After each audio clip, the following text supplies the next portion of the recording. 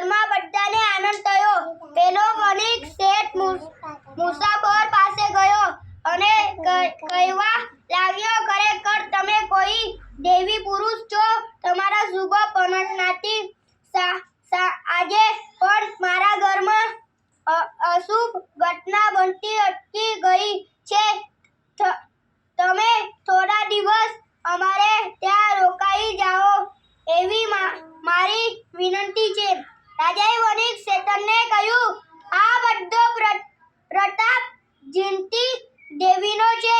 એટલું કહીને રાજા જયંત શેઠની રજા લઈ ત્યાંથી વિદાય થયો. કેટલાક દિવસનો